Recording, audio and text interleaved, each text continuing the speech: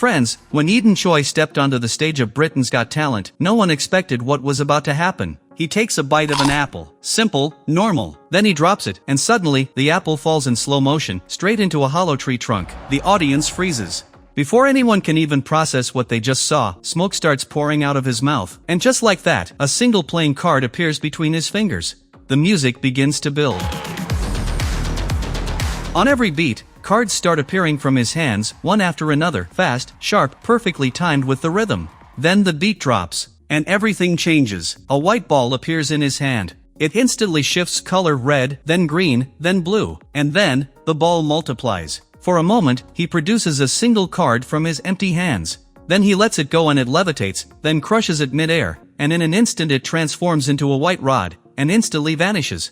But he's not done yet. He shows the 4 of diamonds, holding it clearly for the audience to see. Visually, it morphs into the 9 of diamonds. It looks like CGI. The card spins, changes color, and explodes into confetti. The act is over. So the real question is, how did he do it? He performed 4 major illusions in this act, and each one relies on clever engineering, precise timing, and controlled misdirection. Let's start with the apple. That apple wasn't just a random prop. It was part of the setup from the very beginning. If you watch closely when he brings it near his mouth, something feels slightly off. He never clearly shows the bite. He stays very close to the surface. That's because the apple wasn't normal. Hidden inside it was a small vape device. When he leans in, he discreetly inhales the vapor. Seconds later, when he opens his mouth, the smoke appears, perfectly timed for dramatic effect. Now about the slow motion fall. The apple wasn't edited afterward. It was attached to an invisible thread, specifically, an invisible thread retractor hidden inside his clothing. The thread runs from behind his arm, passes between his thumb and index finger, and connects directly to the apple. Here's where physics does the work. That retractor is designed for something very light, like a ring.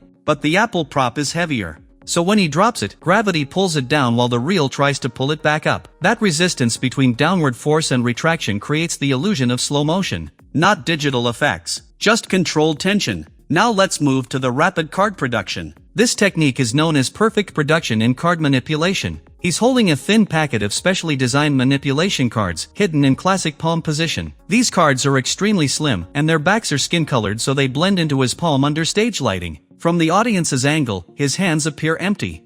But in reality, he's peeling the cards out one at a time with practiced precision. Then comes the white ball and the color changes. He begins with a white ball in his right hand, but in his left hand, he's secretly holding a layered gimmicked ball. On the outside sits a green shell, under that, a red layer, and at the center, a blue core. He carefully positions the white ball directly above the gimmicked one, making sure the red shell is facing the audience. When he drops the white ball, his left hand secretly grabs it while revealing the red shell. Then he rotates the gimmicked ball 180 degrees, bringing the green shell into view. To the audience, it looks like a color change.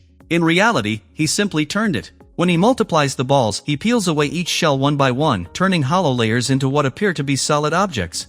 Simple mechanics, powerful illusion. Now the floating card, the transformation into the rod. This is engineered brilliantly. The rod has 2 sides, one white, one black. The playing card is attached to the black side using black thread stitched through it, with small loops on both ends. Even the back of the card is black, so everything blends together under stage lighting. To set it up, he secretly pulls the rod out and hides it between his hands. Before the card ever floats, his fingers are already touching the ends of the rod. So when he lets go, it only looks like the card is suspended. In reality, the rod is still supported by his fingers. Then he slides his fingers into the thread loops and gently pulls them apart, creating the crushing illusion. At that exact moment, he rotates his right palm 180 degrees counterclockwise. That rotation reveals the white side of the rod while hiding the black side, along with the card.